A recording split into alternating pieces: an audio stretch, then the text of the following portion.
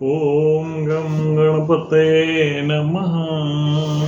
ओम गम गणपते नमः.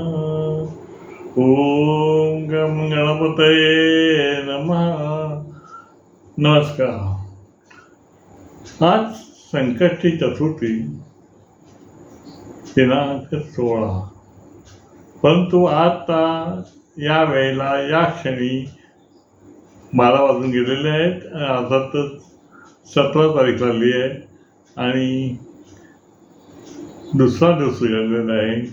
वाजलेले आहेत जवळजवळ सुमारे 1 वाजलेला असेल आणि नाईलाज आहे, कारण का मला चतुर्थीला देवासमोर काही ना काहीतरी 2 शब्द बोलावे असे वाटतात आणि अर्थातच उशीर झालेला आहे.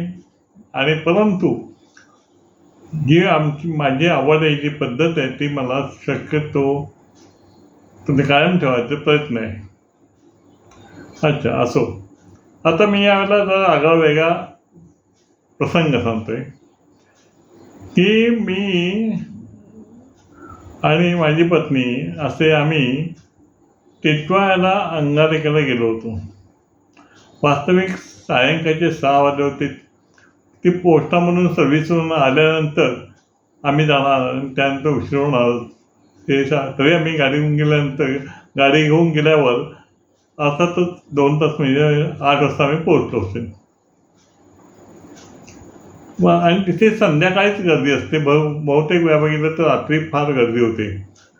आणि अशा वेळेला आम्ही दोघंजण दर्शन घेत होतो. अंगारिका चतुर्थी होती आणि आम्ही तिकडे गेलो आणि चमत्कार असा घडला की आम्ही दोघं अक्षरशः त्या दुकानाच्या लाईनिंगमधून मंदिरामध्ये पोहोचलो आणि तिथे दर्शन घेतलं.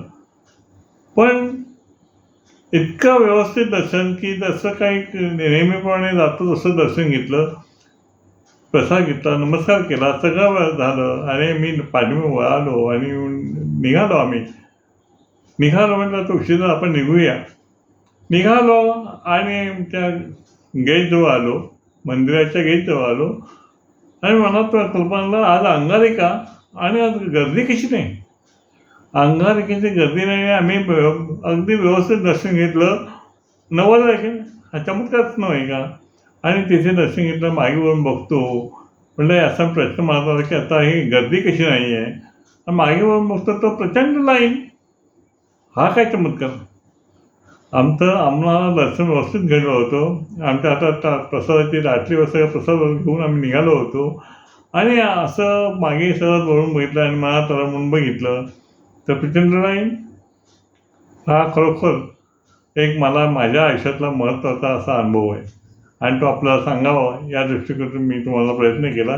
आणि आता चतुर्थीचा मुहूर्त आहे आणि उशीरच झालेला आहे. तर म्हटलं आपण एक जे अनुभवलेलं आहे ते सांगावं म्हणून. नमस्कार. ओम गम गणपते.